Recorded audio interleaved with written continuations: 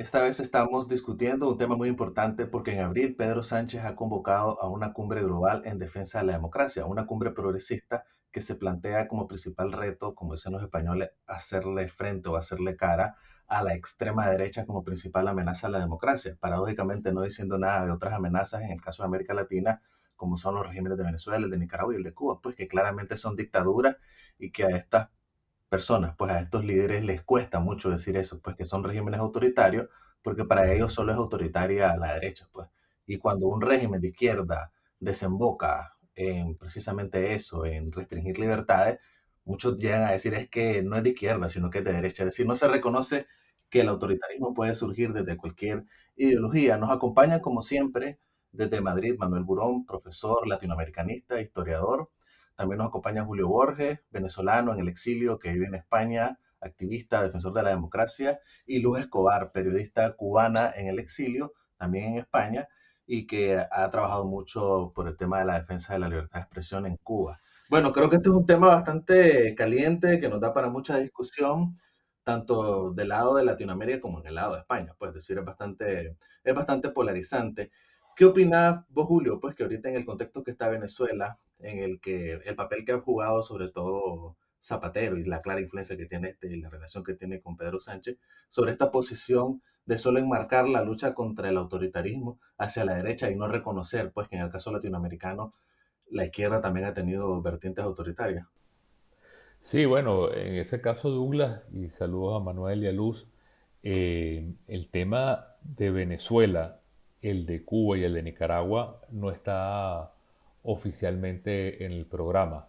Pareciera que es uno de esos silencios que va a haber allí completos y ahí es donde se ven las costuras de todo esto, porque al final el problema de el totalitarismo, el problema de la democracia, el problema de la violación de derechos humanos, no es un problema de izquierda o derecha, es un problema de dignidad humana y estas cumbres al final lo que están haciendo es tratar de relanzar un tema que es interesante que lo hablemos hoy, cuál es el contenido nuevo del progresismo de la izquierda y también por supuesto buscar crear la máxima polarización frente a todo lo que significa Trump. Pero nosotros que somos al final dolientes de todo este proceso, nos preguntamos eso, ¿por qué el tema de países tan importantes como Venezuela, Cuba o Nicaragua no forma parte de esa agenda? ¿Por qué, por ejemplo, pensando ahora, un tipo que se portó bien? En el caso venezolano nosotros reconocemos que fue combatiente y era progresista como Boric, no está entre los invitados, sino que son simplemente quienes están en ese cuadrante más Grupo de Puebla, más este Foro de Sao Paulo, de alguna manera, los que están tratando de reciclar el tema del progresismo en las dos orillas precisamente. Interesante. Según tengo entendido, pues, porque un amigo que pertenece a un partido que se llama UNAMOS, que son una disidencia del centenismo, pues, como decir, el lado progresista de la oposición nicaragüense, ellos van a estar participando y dicen que van a poner el tema de Nicaragua, pero vamos a ver qué resulta al final. Luz, mucha de esta gente que va a participar en esa cumbre progresistas, algunos son de la Alianza Progresista, son muchos de los principales organizadores de esta famosa flotilla que llegó a Cuba, es decir, hay muchas personas que realmente respaldan abiertamente a la dictadura cubana. ¿Cuál es tu opinión sobre este tipo de encuentros y esa sombra que ponen sobre, pues que a lo que todas luces son dictadores como el caso de la cubana? Para mí, este tipo de encuentro que tiene este enfoque tan excluyente es un peligro. Más allá de hacer un análisis de lo que pueda significar, yo lo veo como un peligro. De hecho, un grupo de cubanos aquí en España han organizado una caravana para ir hasta Barcelona y protestar por este evento que lo consideran una agresión a la democracia y un peligro en el contexto actual porque estamos viviendo un momento, sobre todo en el caso de Cuba, que ya está, porque Venezuela ahora mismo con la salida, bueno, la extracción de Maduro, la extracción estratégica de Maduro, ahora mismo está en una especie de impasse, ¿no? En el que se están moviendo algunas fichas, pero Cuba está como en el foco, ¿no? Ahora Cuba is the next. Entonces, los cubanos que tenemos una aspiración por una Cuba democrática, estamos muy articulados tratando de impulsar propuestas, de ver cómo nos organizamos, ¿no? Y entonces que en este contexto se organice una cumbre así, en la que a las claras estos participantes no reconocen que un país como el nuestro está viviendo una dictadura y no participen de ese debate de una forma activa cuando van a Cuba, del lado de quién están, del lado del régimen, del lado de Díaz-Canel, del lado de Raúl Castro, de las personas que han oprimido, que han dado golpe a los ciudadanos cuando han salido a protestar, que han encarcelado a opositores, a periodistas, que han mandado al exilio a todas las voces incómodas. Entonces, eso para nosotros, ese es el contexto. Ellos podrán decir que el contexto es que la derecha es un peligro y todo eso, pero sabemos muy bien que ese es el lobo que le han metido a muchos por aquí. Y lo que en realidad a ellos les conviene es que se instaure ese terror de, al menos no gobierna la derecha y de que ellos estén como tabla de salvación. Interesante. Manuel, a mí siempre me ha llamado la atención cuando Pedro Sánchez dice la derecha y la extrema derecha, y todas como sinónimo de autoritarismo. Pues porque eso recuerda muchas veces en el caso de América Latina en el que no se reconocía ninguna vena democrática, también de la izquierda, pues que se asumía que toda izquierda es igual a autoritarismo. Entonces eso pues, prácticamente nos está llevando a una polarización extrema, y lo más preocupante es que para mí eso envalentona a los extremistas, pues porque alguien de derecha muy extremista, que es autoritario, que es incluso fascista, dice, si ya te dicen que sos de extrema derecha o sos fascista, pues seámoslo de verdad. Igual podría suceder con los radicalismos de izquierda, pero paradójicamente, pues creo que Pedro Sánchez tiene bastante buena prensa a nivel internacional. Yo creo que son más críticos en España y siempre se lo ve como una especie de baluarte en esta línea. ¿Cuál es tu opinión de esa polarización pues, que se promueve de estos discursos? Bueno, saludos Douglas, Luz, Julio y a todos los que nos escuchan. Yo creo que tienes razón, que la cuestión del lenguaje es fundamental, ¿no? Es una batalla política, esto ya lo dijo Laclau y otros muchos, que el populismo es una batalla que se juega en el terreno del juego del lenguaje, ¿no? Y de ahí esos sintagmas que nos repiten hasta la extenuación, derecha, extrema derecha, pero no se dice izquierda, extrema izquierda. Esta es la cuestión. ¿Eh? La cuestión semántica es fundamental. Se Ese dice, punto es clave. claro, progresismo, yo que soy historiador, claro, es un término antiquísimo, ¿no? Los partidos progresistas eran del primer tercio del siglo XIX, ¿no? El primer tercio del siglo XIX para mostrar los liberales, ¿no? Los amigos del comercio, del libre comercio, y que ahora se desempolve un concepto como progresista que a su vez se contrapone a la ola ultra de la derecha, pues nos muestra un poco las coordenadas y el objetivo último de reuniones como estas. Es establecer el marco de análisis que es extrema derecha contra una alianza progresista, ¿no? Entonces, claro, esto, en fin, hay que contar que es principalmente Pedro Sánchez, Lula da Silva, Gustavo Petro, algún dirigente más, Sudáfrica y tal, pero básicamente eso, que de liberales tiene poco. Pero lo interesante, Manuel, o sea, Pedro Sánchez, como decimos en Venezuela, es un diablo, honestamente, ¿no? Es un tipo muy astuto y está haciendo esto convocando a toda la izquierda mundial. Los prominentes son esos, Lula, Petro, etcétera. Pero entiendo que son más de 40 países invitados. Está haciendo algo que quiere que sea muy, muy grande. Y al final, obviamente, en mi opinión, y me gustaría saber la opinión de los demás, creo que esto lo hace como una movida electoral enorme, pensando que él se convierta en el que une las dos orillas, me parece que eso lo tiene muy claro en la cabeza, y al mismo tiempo como ser la vanguardia de la izquierda mundial frente a Trump. Y al final su aterrizaje, aunque parezca mundial, es simplemente cómo cohesiona su base electoral de cara a sus elecciones del 2027. No, y no solo eso, sino una semana antes de las elecciones de la región más extensa de España, que es Andalucía. Una semana antes de estas elecciones tan importantes, en la comunidad autónoma de Andalucía, él se presenta como el líder, como el freno, como el catecón de los católicos, ¿no? Frente a la ultraderecha. Y le está funcionando. Es un diablo, Sí, como dice.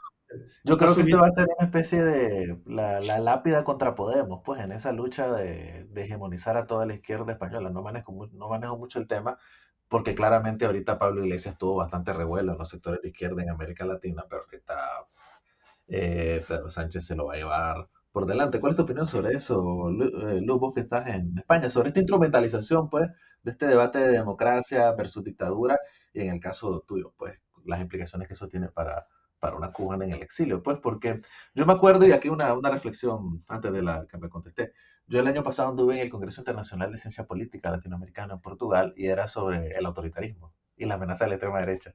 Entonces, ahí me encontré un venezolano y un cubano y nosotros andábamos en todos los paneles sobre autoritarismo, ¿ya? Y todo el mundo hablando de Bolsonaro, hablando de Bukele, hablando de Milei. Yo les digo, uff, y ojo, yo soy bastante crítico con estos presidentes, pero le digo a estas personas, uff, no aguantarías ni un segundo en un autoritarismo como el que nosotros hemos vivido, pues porque los tres que estábamos ahí éramos exiliados, pero realmente la respuesta que teníamos de casi todos ellos era como que somos una anomalía. Es decir, no somos parte de América Latina, son los sospechosos de siempre. Entonces de ellos no se habla. Entonces digo, wow, qué barbaridad. Y eso fue un mes antes de las elecciones de Venezuela. Entonces no se estaba hablando de Venezuela en un Congreso Latinoamericano de Ciencias Políticas. Es terrible. ¿Qué opinas? Increíble, Ese es increíble. el punto. El punto es que tienen una visquera. Yo digo que unas personas que son políticos, intelectuales, que son tan agudos a la hora de analizar su contexto, no pueden ser superficiales y viscos para mirar el contexto que nos toca a nosotros, ¿no? En este caso, Venezuela, Cuba y Nicaragua, porque a la hora de acercarse a nuestras realidades, siempre tienen un paño, y ese paño, bueno, es el sesgo que tienen a conveniencia. Hay muchas personas que dicen que la conveniencia es económica, de dinero, de subvenciones que reciben, otros que dicen de poder político, ¿no? De estructuras de poder político, pero lo cierto es que nuestra vamos a decir, oposición, este tipo de gente que no nos ve como lo que somos víctimas de dictadura, se organizan muy bien. Estas personas siempre tienen una facilidad y una fuerza para organizar estos eventos. Sin embargo, a la hora de nosotros articularnos, siempre se crean como pequeñas islas en las que la fuerza se diluye un poco, ¿no? Entonces yo creo que la lección aquí es que para tratar de que la manera en la que nosotros hemos vivido estas dictaduras sea contada de una forma que se entienda y que llegue a la gente, porque yo creo que sí hay muchas personas sensibles en ese universo que se presenta como la izquierda, tenemos que articularnos mejor y que espacios como este, por ejemplo, yo creo que ayudan a eso para que la gente vea lo que está pasando y no lo vea por el prisma que le cuentan ellos, porque el discurso que trajo Pablo Iglesias de Cuba no es que en Cuba hay una dictadura, no es que hay cubanos reprimidos por un régimen, es que Díaz-Canel y su gobierno es víctima de un embargo, bloqueo de Estados Unidos y la víctima es el gobierno y que el país está sufriendo por eso, ¿no? Cuando en realidad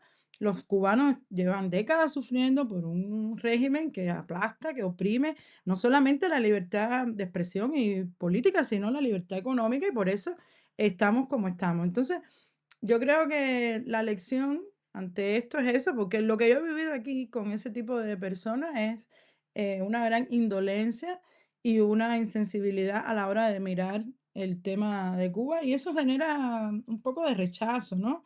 De hecho, estos espacios donde se manifiesta la izquierda, muchos cubanos aquí lo plantean como espacios donde hay que llegar a conquistar y a mí me da mucha pereza. Ya, cuando yo llegué aquí, yo quería llegar a todo el mundo, pero en realidad cuando nos miran, no nos quieren escuchar. Sí, Manuel, a mí me da mucho la atención este punto que vos planteas sobre el tema del lenguaje, porque es clave, pues, como vos decís, desenterraron un concepto del siglo XIX y lo comenzaron a poner de moda en los últimos 20 años y eso sobre todo, pues, por el fracaso de lo que significó la caída del muro de Berlín y todo el tema del, del bloque soviético, pero también hay unas cuestiones que son ciertas, pues en Europa, bueno, yo que estoy en Inglaterra, aquí casi todo el mundo cuando habla de las amenazas a la democracia piensa en Orbán, piensa en este partido que estuvo en Polonia, es decir, a los que aquí también le llaman los iliberales. Es decir, que las amenazas a la democracia es lo que no es liberal. Pero en América Latina eso se lee diferente. Y en el caso de España, ¿cómo se lee eso? Pues porque no hay una defensa abierta a los valores liberales. Es decir, siempre no se plantea eso. Pero cuando se critica en el norte de Europa, sobre todo, se dice estas personas no son liberales y quieren atentar contra la democracia liberal. Entonces hay un tema de lenguaje bastante incoherente, bastante difícil de entender, sobre todo, pues para los que venimos de América Latina. ¿Cómo plantearíamos ese tema de cómo se han cambiado los lenguajes y cuál es el objetivo detrás de este cambio de lenguaje? Y también reconocer eso, pues, de que para un europeo del norte o un anglosajón, claramente las amenazas a la democracia actualmente no necesariamente vienen de la izquierda, sino que vienen de estos como nacionalismo, los etnonacionalismos que le llaman aquí, pues. Sí, bueno, para aclarar un poco el debate, la palabra liberal es polisémica, ¿no? En Estados Unidos, corrígeme, tú que eres politólogo, yo soy historiador, es sinónimo de izquierdas, básicamente, en Estados Unidos, ¿no? En América Latina, en Europa es sinónimo de demócrata, estoy de acuerdo con eso. Y en América Latina seguramente es sinónimo de demoníaco, ¿no? Derecha mala. De derecha mala, ¿no? No, yo me refiero a liberal en el término clásico de filosofía política, ¿no? Yo qué sé. Clásico. Por eso a mí sí me sirve la idea de el eje de coordenadas liberal e iliberal. ¿Por qué? Porque meten en el mismo saco a Pablo Iglesias y a Orbán. Meten en el mismo saco a Le Pen y a, yo qué sé, Movimiento 5 Stelle. Porque además nos muestra una primera ola iliberal de izquierdas y una contraola iliberal de derechas. En fin, a mí sí me sirve, pero entiendo que ese eje de coordenadas en Estados Unidos y en América Latina puede ser diferente, ¿no? Y luego el término progresista, claro, que es que me parece que hay que señalar varias cosas. Primero, la pobreza del Congreso, que se va a celebrar el 17 y el 18 de abril en Barcelona, auspiciado por Pedro Sánchez. Pobreza en el sentido de qué líderes europeos han ido a apoyar la izquierda mundial, porque es un congreso mundial. ¿eh? Ha ido Starmer, ha ido el Partido Socialista francés, ha ido alguien de la Socialdemocracia Alemania, no ha ido nadie. Bueno, portugueses, sí. Portugueses, pero tampoco ha ido nadie del gobierno actual portugués, ¿no? Entonces, muestra un poco la soledad de Pedro Sánchez, o dicho de otra manera, por ser más malvado, en Europa saben que quizás Pedro Sánchez ha dejado de ser liberal y ha comenzado a ser otra cosa, y es un programa paupérrimo. Algún académico, pero yo creo que han ido a apoyar muy pocos y líderes que están de salida como Petro o que están un poco quemados, por decirlo suavemente, como Lula. En fin, un congreso a mayor gloria y beneficio electoral de Pedro Sánchez, en mi humilde opinión. Ahora, yo quiero una cosita para antes de que Manuel cierre ahí. ¿Tú crees que Barcelona haya sido escogido a propósito?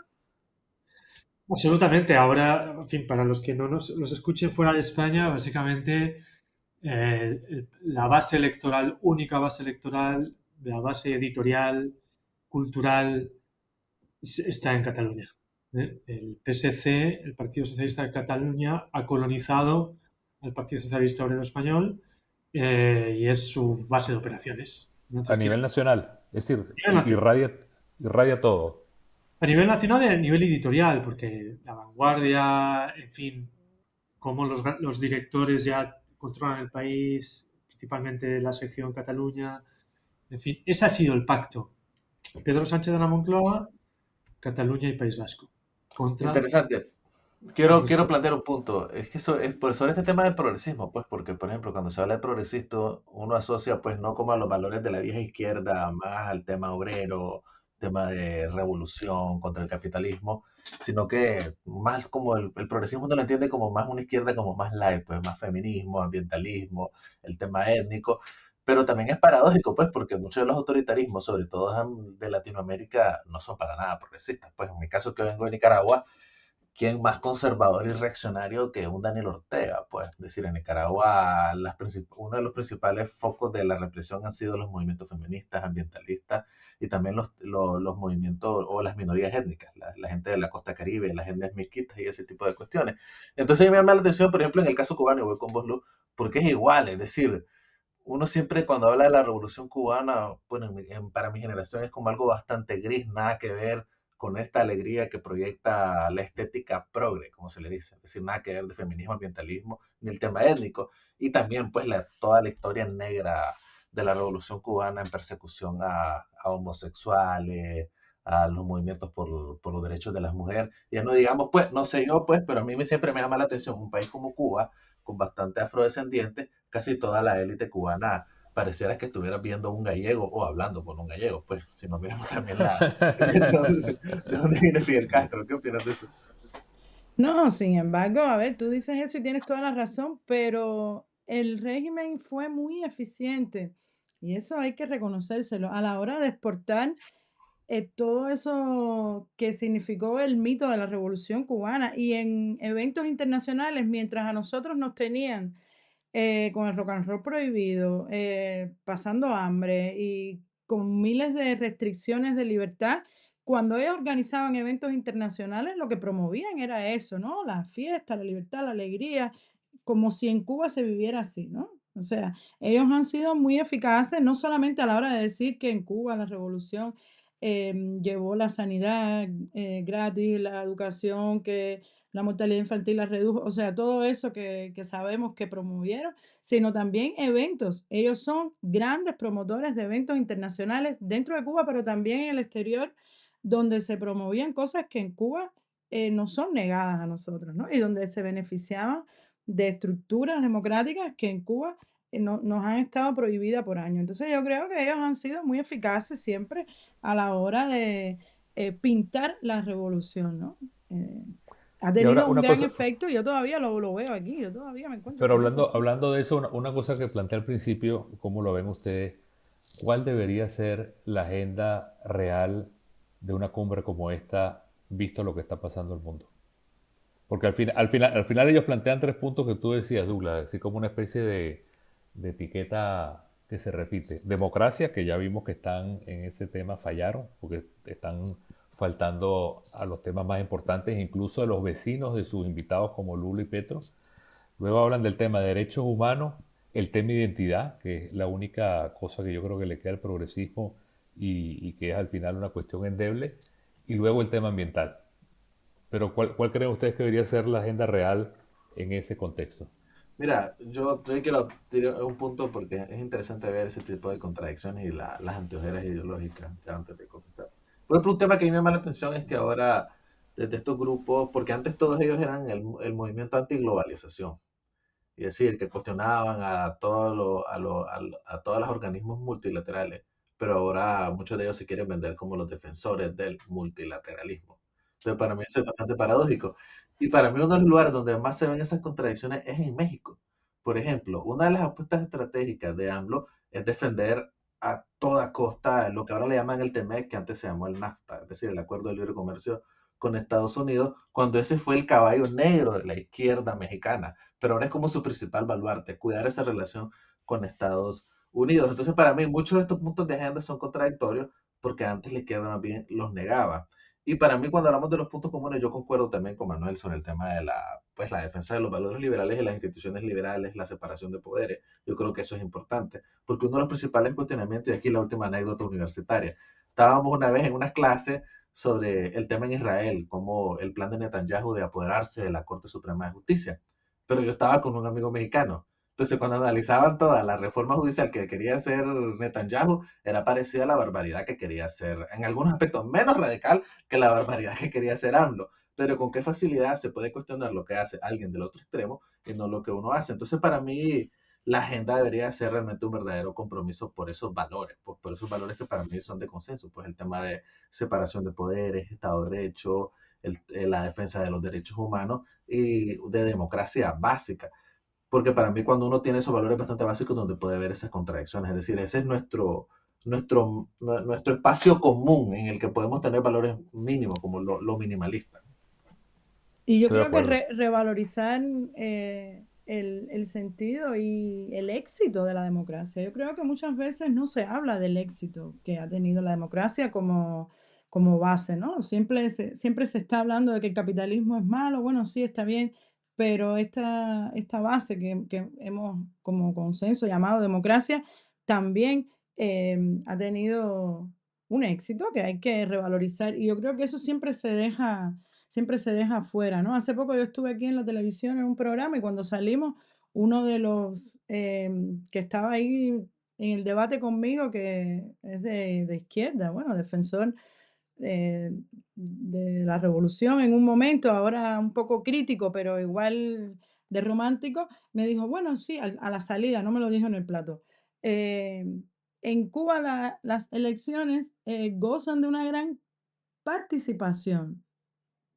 Y ahí fue donde yo tuve que explicarle a él que, o sea, claro, en Y lo contraposición sabía con lo que seguro él. pasa en España. Y yo le dije, pero qué participación, señor mío. Si en la boleta final solamente hay un nombre, imagínate tú, y esa persona, todo el mundo vota por esa persona. Y en el anterior, el filtro de la comisión de candidaturas, que es una cosa que nunca habla la prensa internacional ni el régimen tampoco, que son los enviados que tiene el régimen ahí para filtrar cualquier nombre que salga, que sea de la disidencia. En un momento la oposición logró colar ahí nombres de opositores en esas boletas y la comisión de candidatura los quitó, pero punto, los quita sin explicación. Entonces, ¿de qué participación estamos hablando? Yo creo que muchas veces se mira desde el conocimiento también nuestras realidades.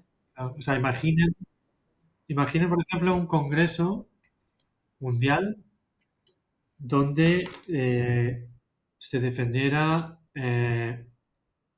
la separación de poderes, donde se dieran pautas para un mejor ejercicio no intervenido de la justicia, donde se compararan las reformas judiciales, como decía Douglas, de Netanyahu, de López Obrador, de Félix Bolaños, donde se luchara y se pusieran ejemplos de señalamiento de periodistas, de intervención de medios de comunicación, donde se hiciera un canto contra la colonización de instituciones, ¿eh?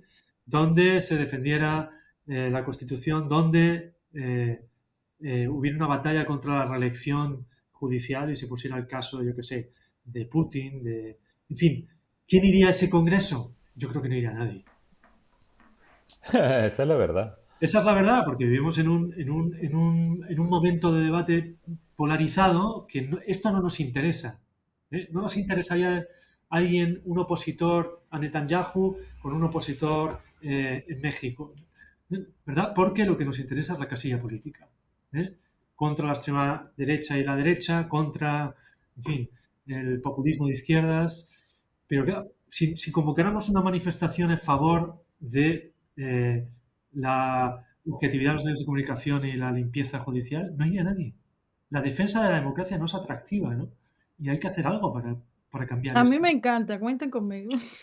Qué interesante. No, creo que Manuel está dando en un punto bastante fuerte. Yo quiero destacar eso, pues, de que lamentablemente si somos crudos en el análisis, realmente llegaríamos a esa misma conclusión, que una verdadera defensa auténtica realmente no levanta ningún tipo de pasiones y lo que se trata también es tratar de calentar y ponerle amor y cariño a ese tipo de luchas. Y también con el tema de que dice Luz, que para mí es muy importante, tratar de defender también el éxito de la democracia y con esto es mi último punto antes de darle la palabra a ustedes. A mí me llamó la atención cuando surgió Podemos, que Podemos era prácticamente como una reacción y una crítica a la transición democrática española. No se valoraba como positivo nada de lo que pasó en ese momento. Y eso también pasó con la izquierda chilena que fuera de la concertación, pues que desconoció el avance que significó pasar de la dictadura a la democracia. Igualmente en Nicaragua, Ortega cuestionó la transición a la democracia como los 16 años neoliberales. Igual en Venezuela, la Cuarta República, que se vendió como lo peor cuando, ya quisieran la mayoría de los venezolanos, imagino, estar en la Cuarta República y no haber vivido la pesadilla de la Quinta. Entonces yo creo que esos son dos puntos con los que yo me quedo de ustedes, pues, es decir, con el tema de rescatar el éxito de la democracia y tratar de impregnarle a la democracia, a la lucha por la democracia, el entusiasmo. Tu palabra final es Julio, luego Luz y finalizamos con Manuel.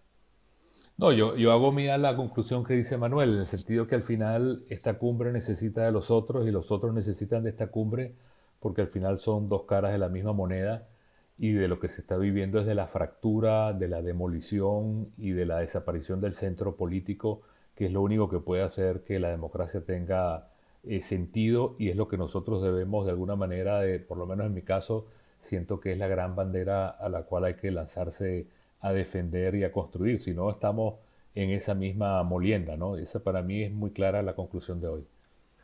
Luz y Manuel, corto por favor Yo porque invito estamos sobre tiempo. sí, a las personas a que escuchen a